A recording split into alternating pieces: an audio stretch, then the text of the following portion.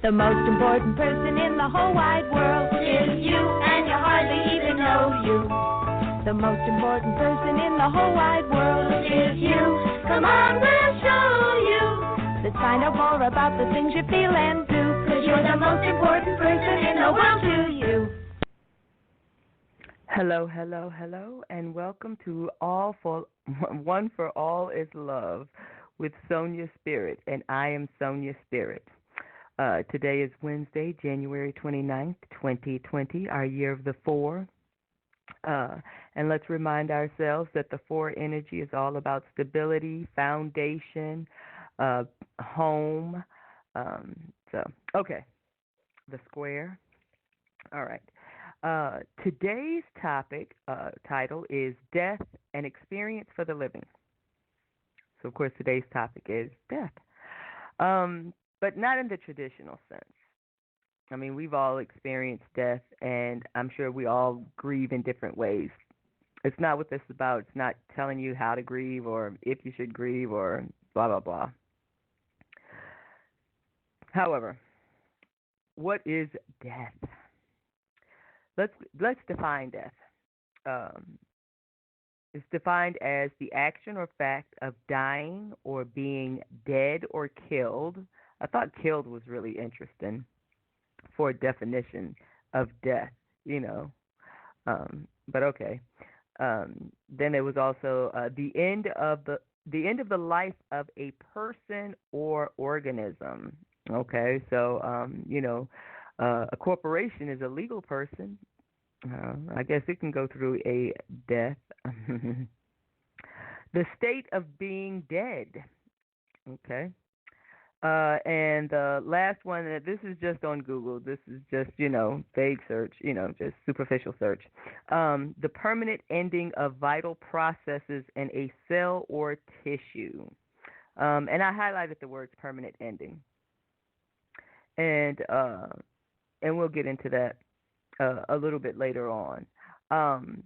So that's the definition. So basically, and when I say it's the definition, it's the most, I guess, generally accepted terms or meanings for the word death. I have surveyed many people, and the survey said, I often ask people what is the opposite of life. And most people respond death, but it's not. Death is the opposite of birth. Something is birthed and then it dies. And when you understand that, then you kind of understand why, what is birth? Well, birth is like the last stage of creation. It's the physical manifestation of. It's putting forth the physical manifestation. It's the four. It's the four energy, a completion, a square, a foundation, stability. Being grounded. So I lost my train of thought.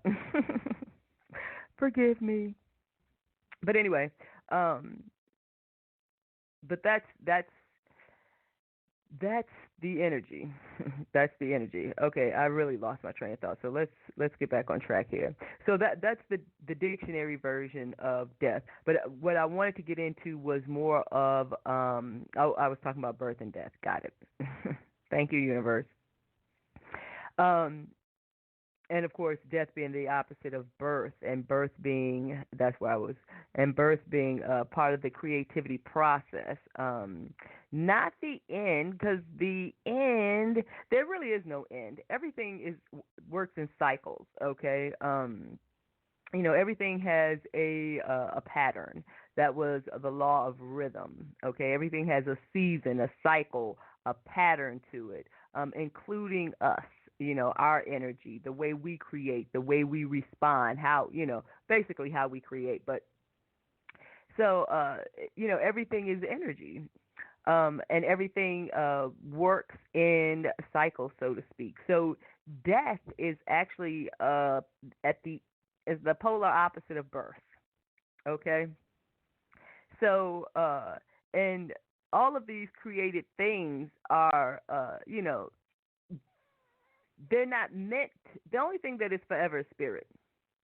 Okay, and that's the beauty of being man. Is we have, we have. I'm man too. We have spirit within us. Okay, and but the intelligence. Okay, we have the intelligence of spirit within us. We have the consciousness, the likeness, the being. Uh, we have that, but the body, the package. However, remember we're stewards of this package, so we don't want to treat it triflingly. But the package is temporary. The body is temporary. The house is temporary. It's temporary. The body hosts the spirit. And if you talk to some people, the spirit is actually hosting the body. The body's in the spirit. Either way, the body is temporary. Okay, so it is birthed, from the law of gender, the male, the female, the reproductive process or transformation. Okay, so yes, the male, the female, those two energies intertwining, and the transformation process of those two energies becoming one energy. But if it's twins or whatever, you get the picture. Okay, becoming a new energy, transformation. It's changing the form of.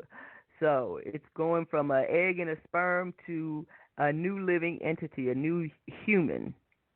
Okay, and then the last portion is birth. Okay, and then it goes through.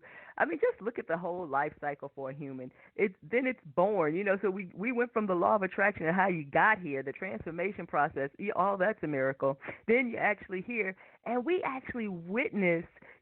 Like God, how incredible God is. So this thing grows. This body grows, and it grows in relation to, of course, the conscious. Both of them are super young compared to the soul. Both of them are.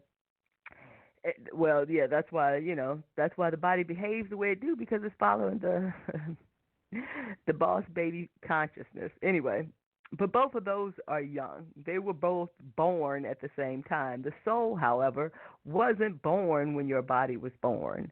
Your soul's been around for a long time. How long? I don't know. I can't even answer that for myself. However, okay, so I'm saying all this because we have to eventually change the way that we perceive and emotionally respond to death.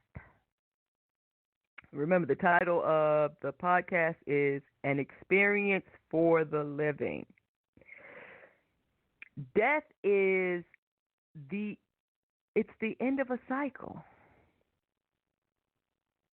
In the most simplistic terms, it is the end of a life cycle, not the end of life.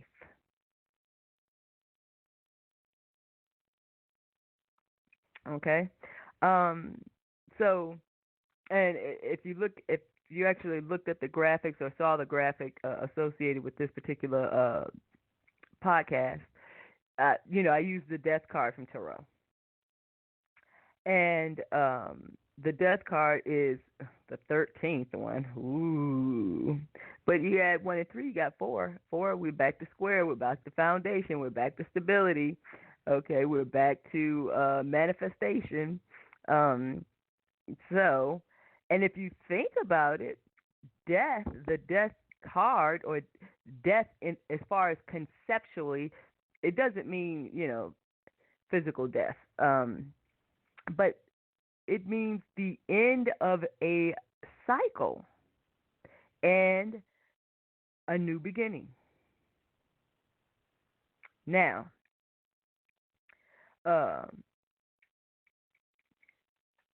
where most people become anxious or superstitious or leery or fearful, it is the fact that the new beginning can be challenging,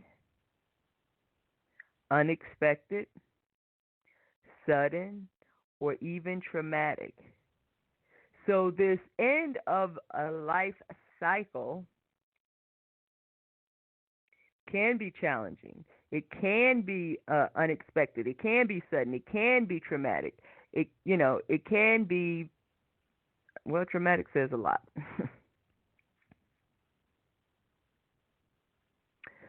But the key is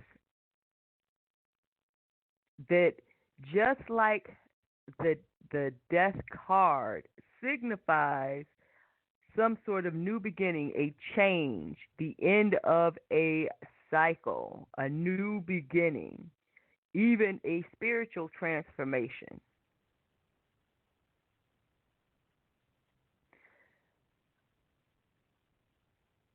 That's, and then all of it being the 13th card, you know, and like I said, 13 is just number 4. So it's time to start a new foundation.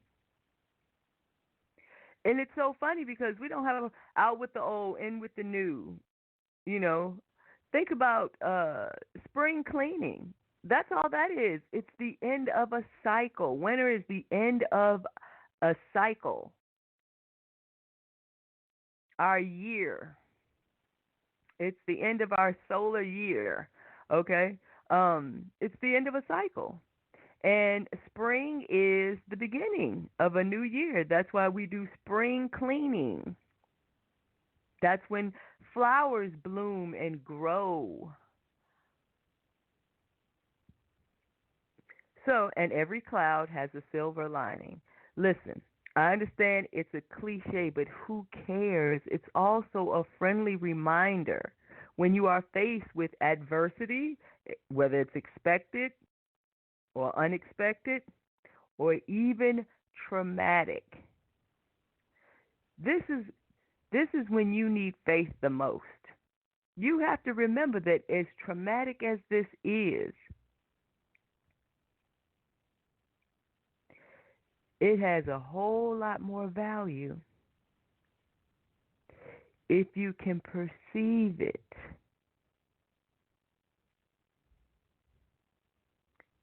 It's an opportunity to grow and expand your awareness if you can open yourself up to it. Align yourself with spirit within, who's clearly trying to communicate.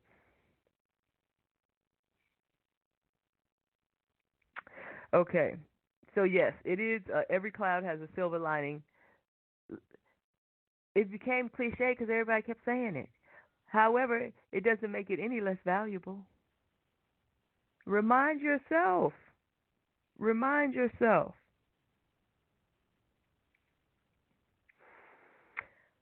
Okay. Back to death. So we must shift our perspective to embrace uh, a lot of richness that can come out of it.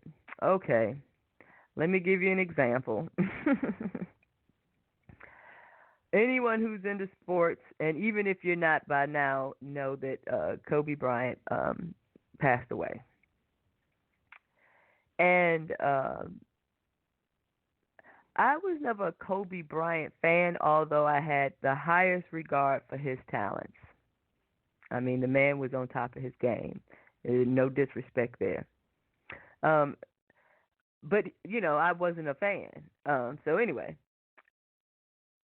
I kind of, it was tragic that he died in a helicopter, and that was it for me. But then, it looked like almost, well, certainly all the sports channels were bombarded. And I do watch it a lot because me and my son like to talk about sports a lot. But anyway, um, but that's all they were talking about. And at first it was like, are you kidding me? But then something told me, hey, shut up and listen. So that's what I did. And then I heard, excuse me, all of the beauty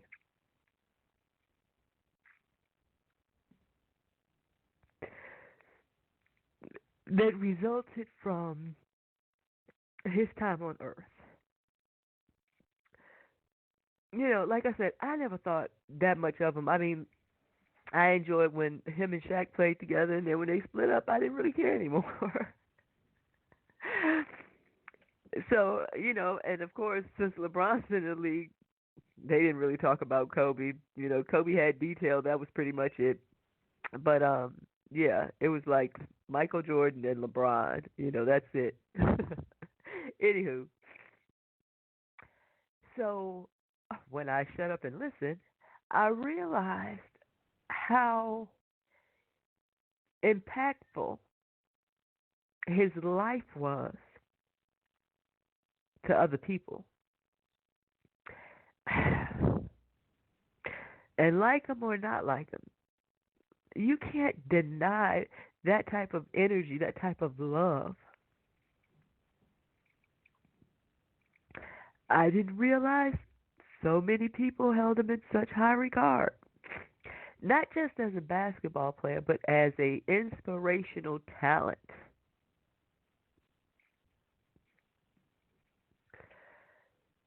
So, of course, while I was meditating, the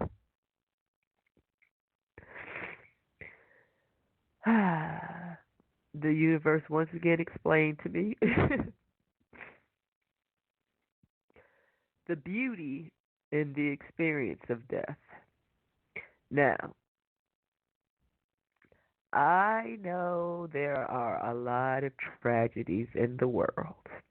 I'm not going to harp on that, which is why I wasn't moved to talk about death any other time. But death is an experience for the living. And we're going to dig a little deeper. Think about personal experiences you may or may not have had, or you may have heard of. So directly or indirectly, how someone passes, that energy affects people. That energy really affects people. How someone dies. It's the suddenness. It's the unexpectedness of it. And it's so weird because we know humans in physical form are mortal. It's the spirit that is immortal. So we know at some point in time, this particular journey is going to end. It's just a part of the cycle. But somehow we always act like we shocked and amazed when it happens. Now, if it's tragic, I understand the shock part. Oops, excuse me. I understand the shock part. When it's tragic, but you know,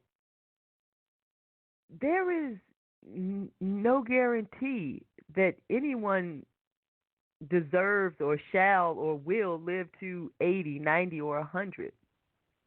And to be quite honest,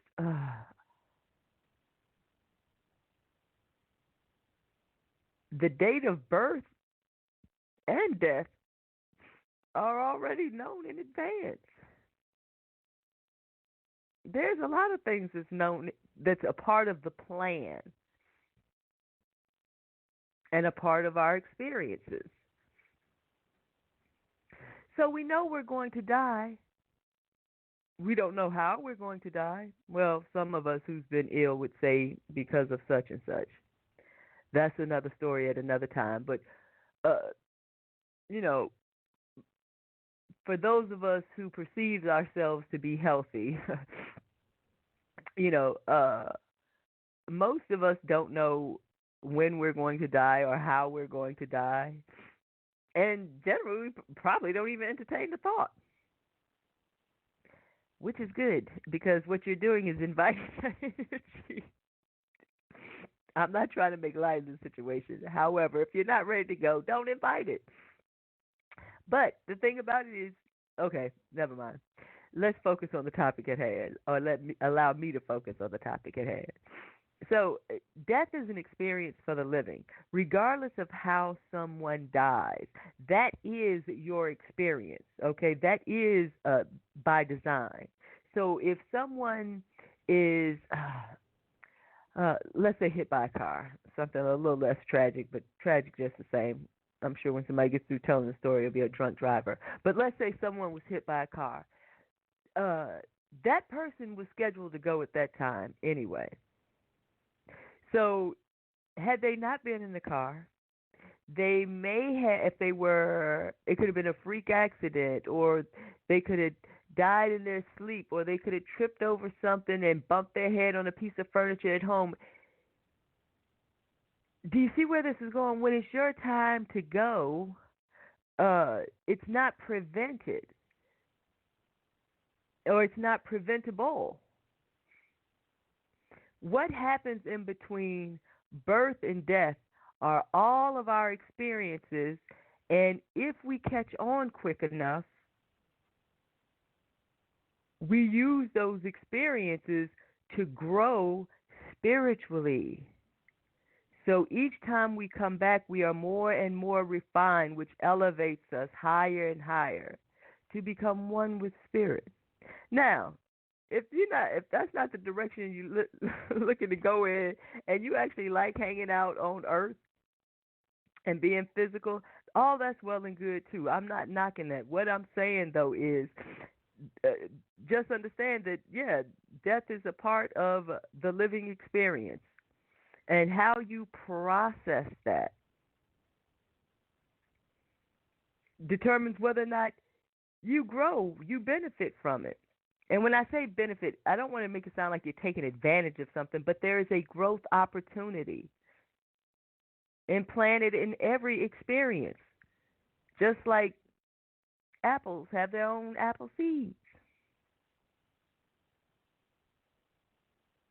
So each experience has a growth seed implanted in it. But if we don't see life through that filter, if we don't see the beauty or the opportunity, just like what is it? Maybe last week when I was talking about, I was mentioning briefly about 2 episodes ago, you, me, and infidelity. You know, everyone that is in that experience has an opportunity. They're there on purpose, and they have an opportunity to grow. That includes the cheater, the cheatee.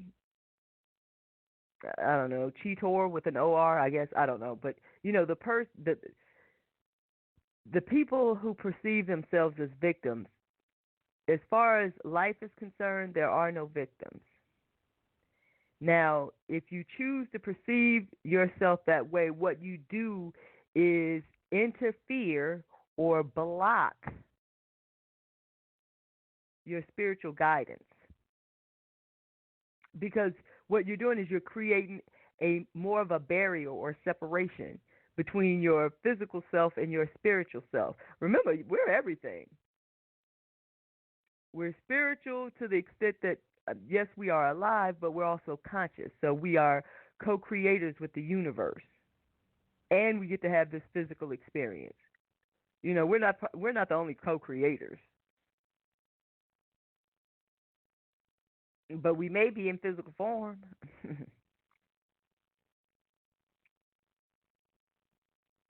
And when I say co-creators, I don't mean like being instinctual like most animals. Although animals are highly intelligent as well. And where does that intelligence come from? It all comes from the same source. So there is beauty, there is abundance, there is richness in every challenge, every traumatic experience, every hardship. But you have to let go. Another cliche, let go and let God. Let go of your ego. And when I say let go of your ego, stop identifying, stop listening to, stop allowing it to run the show.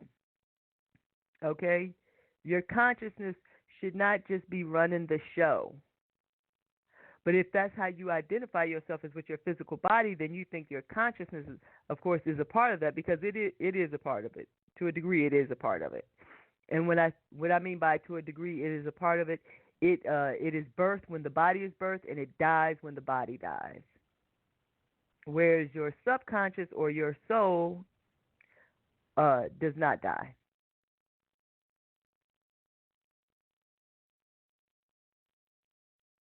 Your subconscious does not sleep. So to the degree, yes. The reason, and that's the reason why we call it the boss baby. It's the youngest of all the consciousness. It's the youngest. I've had the opportunity to spend the last month with my granddaughter. Ah, heaven, but not without challenges. But from a spiritual perspective, see, this is the beauty of meditating. From a spiritual perspective, it revealed a lot about the boss baby. Now, mind you, I came up with boss baby before I started spending a whole lot of extra time with my granddaughter. But it just it solidified everything, and everything made sense. It's almost like, hey, here's the confirmation that you needed, or if you needed any, here it is, that type of thing. Because, if you spend time with a toddler, or, when they go from crawling to walking, and walking, independently well enough, but can't do stairs, the psyche, the consciousness, the awareness, just to observe her is just so interesting.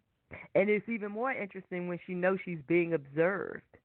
Okay, I could go on and on about that. But my point that I'm trying to make is I received a lot of wisdom, so to speak, or truth or content in terms of the boss baby of the consciousness and how it tries to run the show. And it will get away with it until there is some sort of awakening that begins happening.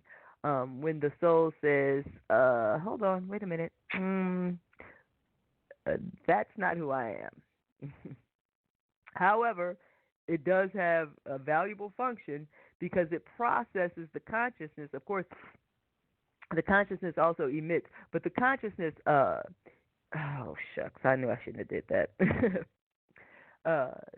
The consciousness processes our experiences, the input, so it takes in the input like a computer, like data entry, it takes in the input and it processes it, all throughout our brain and neurological, I'm not a doctor, you got it, you get the picture, but it processes it, and we process it, okay? And then it does become involved with the subconscious because the conscious, of course, it can program the subconscious. Now, isn't that interesting? You got Boss Baby over here, the most juvenile one of them all, can impress upon the subconscious, and the subconscious is the magic maker. It takes the consciousness energy, and it says a couple of things. Either I agree or I don't have a conflict. maybe it just says I don't have a conflict, and then it transforms it like the male and the female. So the subconscious is the female. So it's like the sperm and the egg, and the female takes the two energies and transforms it into a single entity if it's a single birth baby. But you get the picture. So it's the same thing. It's the same concept. And I lost my train of thought again. Anyway, but help me out, universe. But it's so it's the same concept as birth and death. No, nothing's coming to mind. Okay, let me just move on, and hopefully it'll pop back up. But the key is not to look at death as as a tragedy. Death is an ending to, just like the reason I brought up spring cleaning was because the purpose of spring cleaning is out with the old and with the new. And with death, what's happening here energetically, okay, because remember everything is energy. What's happening here energetically is there are relationships that may be ending. You may leave a job, you may graduate from school, you may quit school. You know, you may be separated from someone. And separation could mean physical death, but that's generally not what it means. But, and so think about, okay, the death of a relationship. Well, let's say you found out, going back to you, me, and infidelity, let's say you found out that your spouse was cheating on you. And it is a romantic affair. Let's say that, and he or she wants to leave you. We're past the point of counseling, okay? He or she is no longer happy being with you, okay? And is leaving. So it's nothing to talk about. You just kind of have to accept it. Okay, it's sudden, and it can be very traumatic. Worst case scenario, it's very challenging, even for somebody you wish was gone a long time ago, because the energies are intertwined. When that presence is removed, it changes your energy as well. And it'll feel different. You may even feel empty. But the key is to remember, listen, this feeling I'm going through is only temporary. I've been through this. I've told myself this before. It works. It's only temporary. I know it's going to hurt. I know, I don't want to suffer. But I'm prepared to accept it so I can get to the other side of this thing. That's mentally preparing. And when you do that, you can get over it. Like last week, we were talking about the law of expectation. But going back to the counseling thing, you, me, and infidelity, we've heard it. It's a blessing in disguise. People often don't even realize that they're not even happy in a relationship. They're just in a relationship, or happy in their marriage. They're just in a marriage. And they feel like it's what they're supposed to do.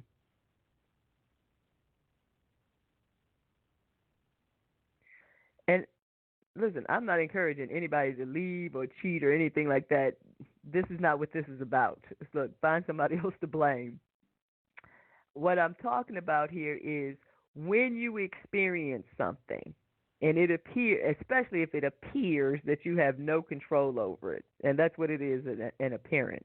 But if it appears you have no control over it, there is definitely, and it definitely isn't all of them, but there is an opportunity in that what appears to be misfortune. You cannot perceive it that way. So going back to the person who's gotten cheated on and left,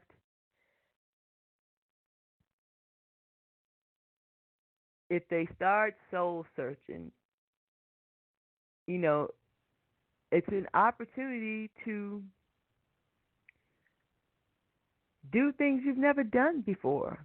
Be someone you've always wanted to be. You know, we find more excuses and reasons for why we don't do something or can't do something or shouldn't do something, when we should find every reason to do something.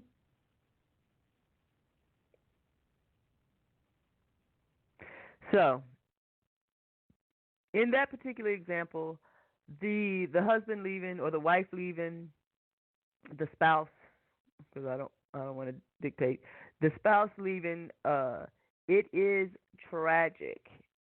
Like I said, it could even be traumatic. It may be sudden, but chances are it wasn't unexpected. But that's another story. Or it could have been unexpected. It could have been unexpected. I shouldn't make light of the situation. But my point is that that is the death of that marriage or that particular relationship. And you can mourn over it, talk about it with all of your family and friends, anyone who will listen, about how so-and-so did such and such to you. Can you believe it? After all the years I gave him, after all this, that, and the third that I've done, that my family done, and blah, blah, blah, blah, blah, blah, blah. That's one potential outcome. Another one is, well, I wasn't really completely happy in a relationship. I felt like something was missing, like I couldn't fully express myself. Now I have an opportunity to do that. And this is what I'm going to do. And get on with your life. Listen, if you want to be in a relationship, you will be in one.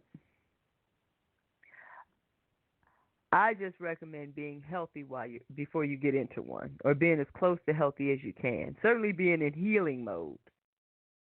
Okay? And share that with your partner.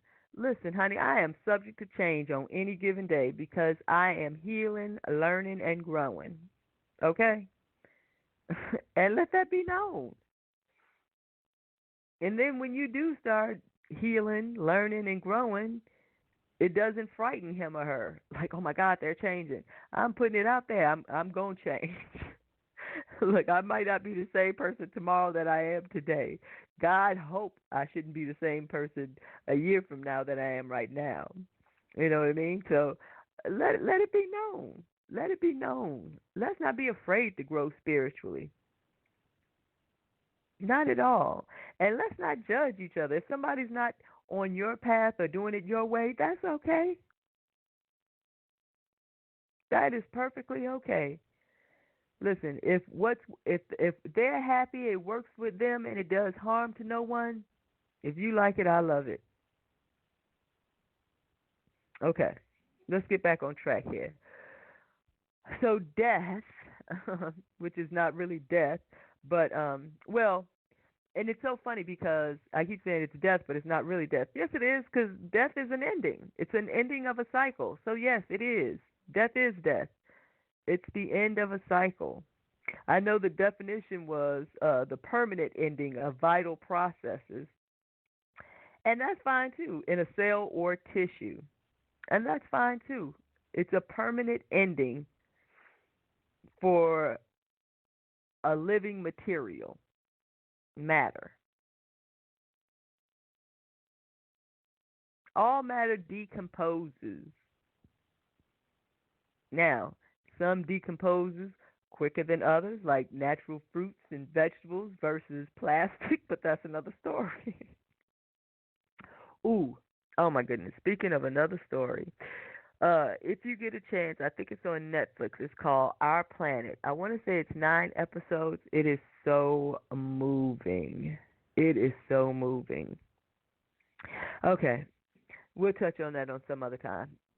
But I'm saying the reason it came to mind because it looks like we're in the process of the death of our planet. Now we can prolong the life if we collectively work our consciousness together to heal this planet. But the only way we can heal the planet, we have to heal ourselves. However, I say that, but I have to catch myself. If we pray and heal and meditate for health for the planet, that energy goes through us, and as a result, it will heal us. So, be prepared for changes.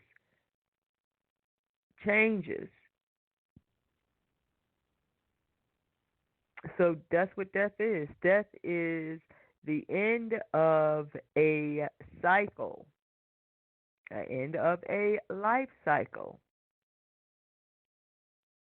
to be more specific in terms of spiritually speaking. And when I say life cycle, I'm not talking about life, period. I'm talking about that incarnation or that created entity. A corporation is a created entity. And other forms of matter are created entities. Rocks, trees, grass, created entities. And they go through their cycles.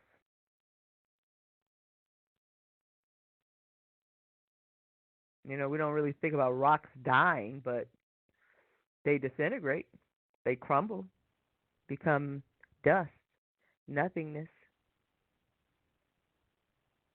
So everything of matter dies at the end of a life cycle and make way, which is the whole purpose of spring cleaning, to make way for the new, what will be yielded in the new cycle. New cycle fruits.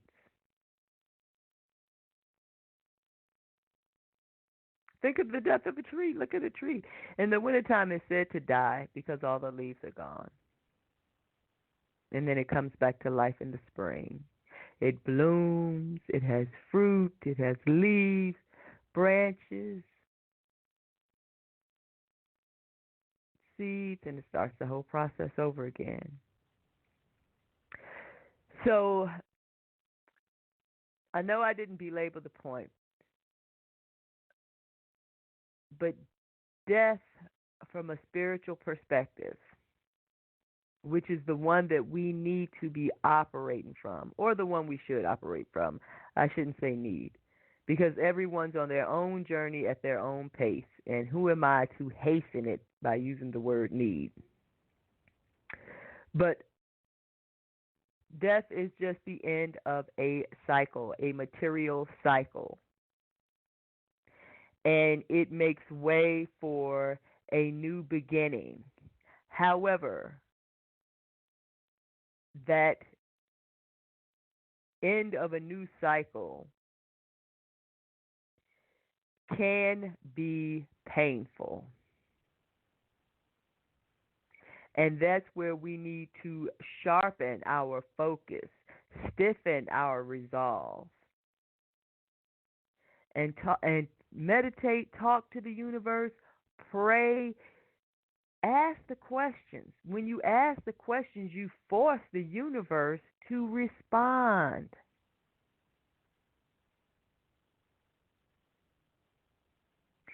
Your wish is my command. I ask a question. If I ask a question, I am putting out a interrogatory energy or interrogative energy. I am putting this energy out. And the universe says, okay. So as a conscious, I am emitting energy. In this case, I'm speaking to the superconscious, which also is housed within. And when I ask the question, it receives the question, and then it begins taking that energy and transforming it by attracting other energy and transforming it into the answer to which I seek, or for which I seek. Something like that. Anyway, so we have to learn how to change our perspective on death.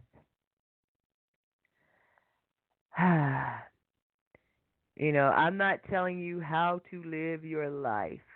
I'm only sharing with you one way of growing spiritually when you experience a death as one of your experiences. Universe, how do I grow from this experience?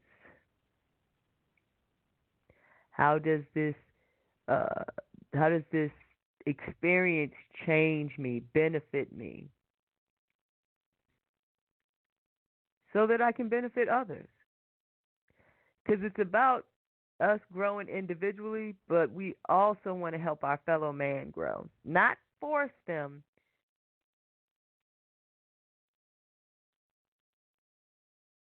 but you want to be a part of someone's experience.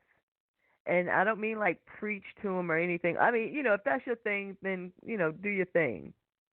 But, just oftentimes just being in harmony, okay? Being at the right place at the right time. That's harmony. That's all natural.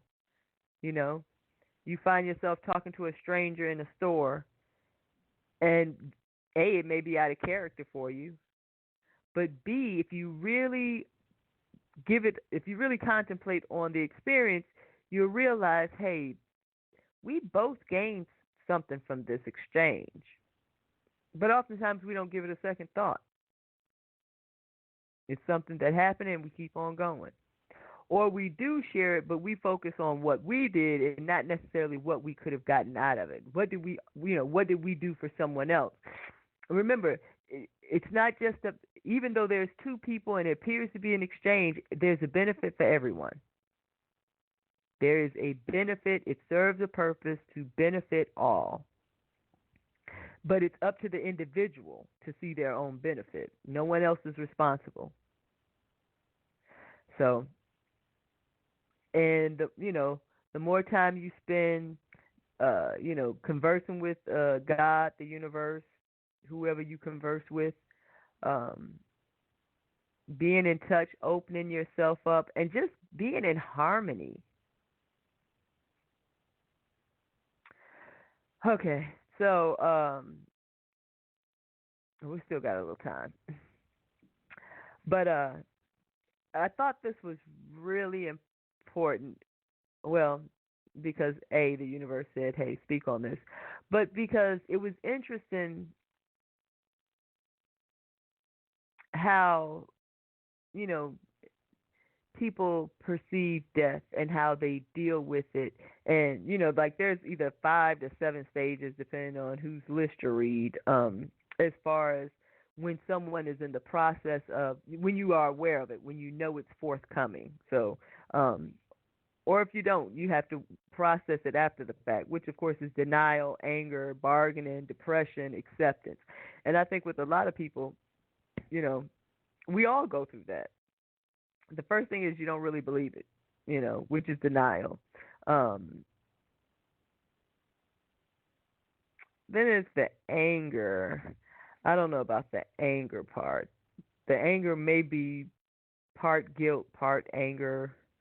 But then it's bargaining, depression, and then acceptance.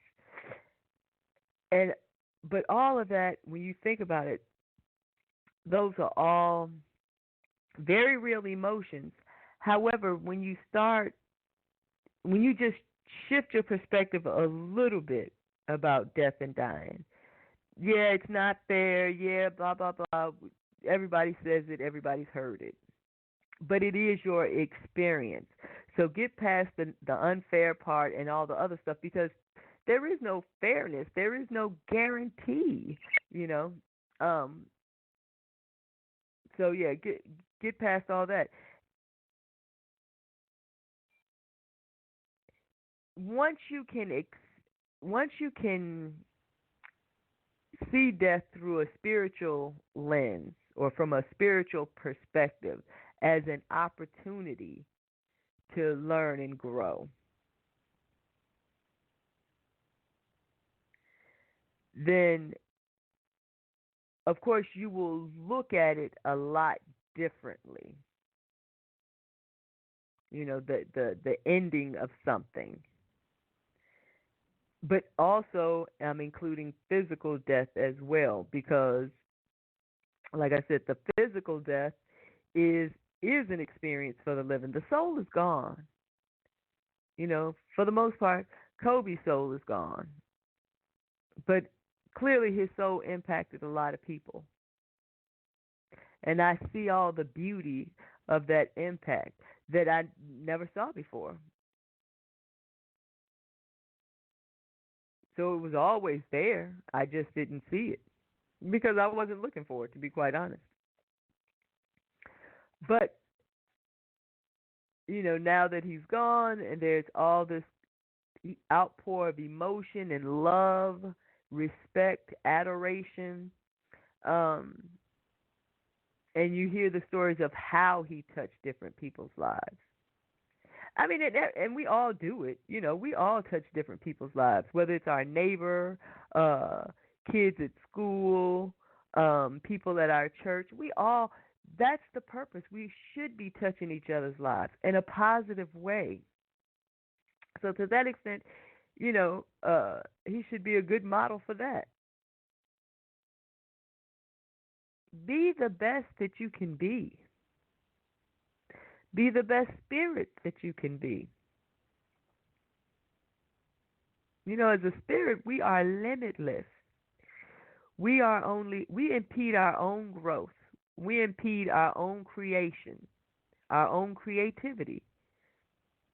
We impede it when we allow the consciousness to limit our experience. And we allow the consciousness to limit our experience because we perceive ourselves as just this human thing with a finite number of years to live and grow rich, maybe. But as you've heard it before, you can't take it with you. So if you're not growing your spirit while you're growing your bank account,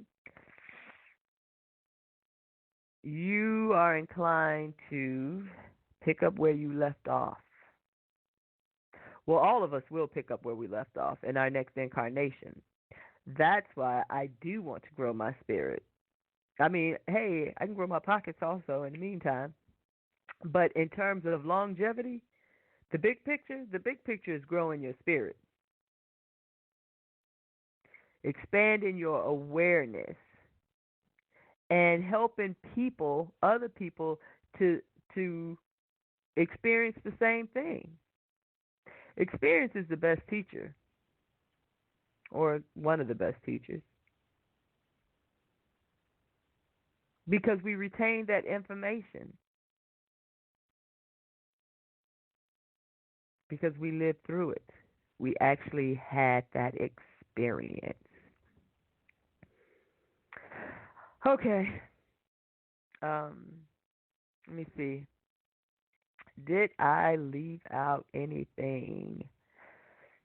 So every experience is a growth opportunity, including endings. So, you know, whether something ended as a result of cause and effect or it was just your plan, whatever it is, accept it and ask, how can you grow from it? And if you want to kick in the law of expectation, expect something good to come from it.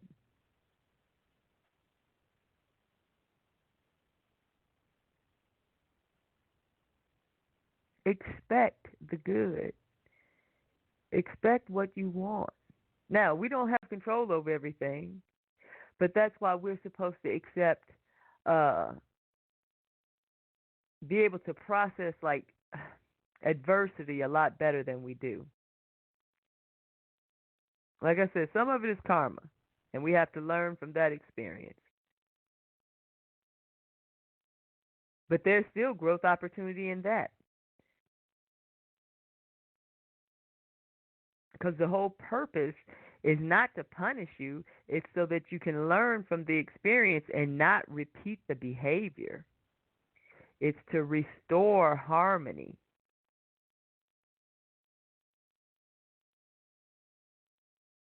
God is not a punishing God, contrary to what some folk may have said.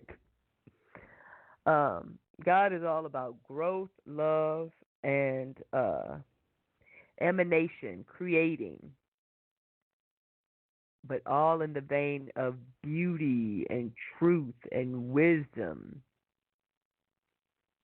and for the betterment of mankind. And we have that same gift. Only we keep swinging towards the negative side of the pendulum. Remember the law of polarity. Everything created is subject to, duality, polarity. Until we can grow in awareness. So the opposite of life, of course, is not death.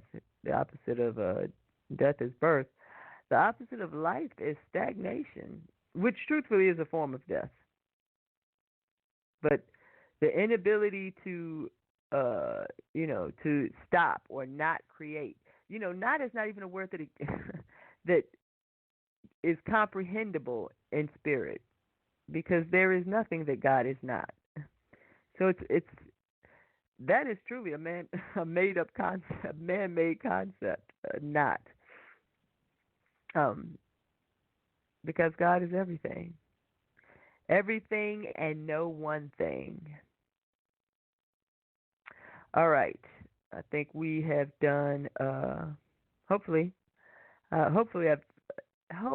done a decent job of explaining and embracing death from a spiritual perspective without getting into the details of death.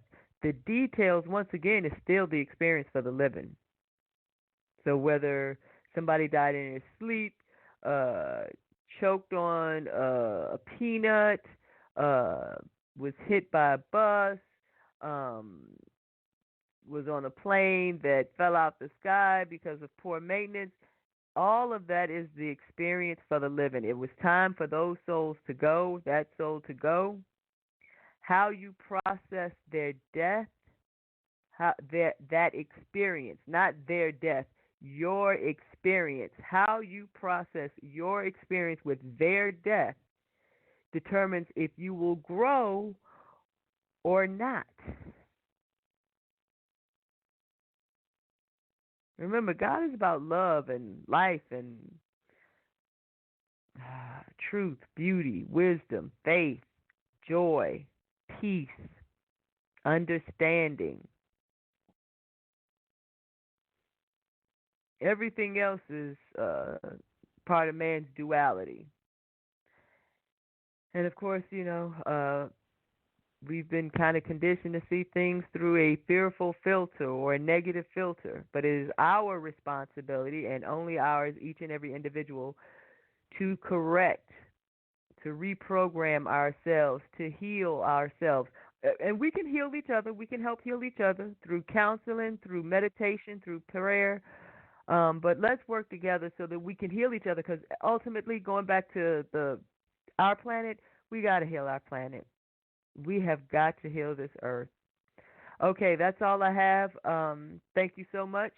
Have a great week. Happy Hump Day, and see you next Wednesday. One for all is love. Goodbye.